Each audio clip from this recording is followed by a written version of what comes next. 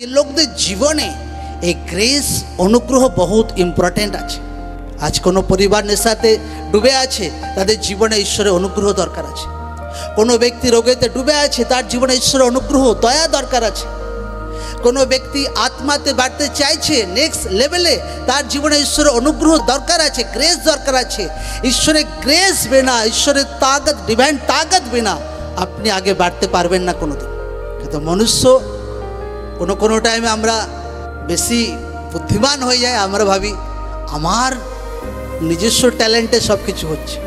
আমি 40 দিন ফাস্টিং রেখেছিলাম, হ্যাঁ ঈশ্বর কাজ করে, ফাস্টিংয়ে প্রেয়ারে কাজ করে, কিন্তু আপনাকে বুঝতে হবে যে আমি যা কিছু আছি তো ঈশ্বরের অনুগ্রহ দ্বারাই আছে একদম। আমেন। যখন কোনো ব্যক্তি এটা বোঝে তো তার কৃতজ্ঞতা, তার ঈশ্বরের প্রতি ধন্যবাদ। সারা জীবনে যতই সেবা করুন 5%ও ঈশ্বরের ঋণ আপনি শোধ করতে পারবেন না একদম। হালেলুয়া।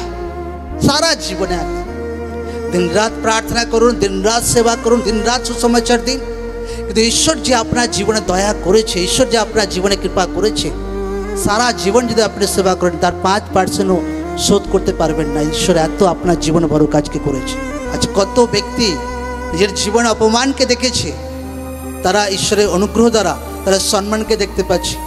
কত ব্যক্তি যারা ব্যভিচারে ডুবেছিল, লোকরা নিন্দা করত, আজ ঈশ্বর তাদেরকে ফ্রি করে তাদেরকে সম্মানের সহিত তাদেরকে আগে বাড়াচ্ছে। আমেন।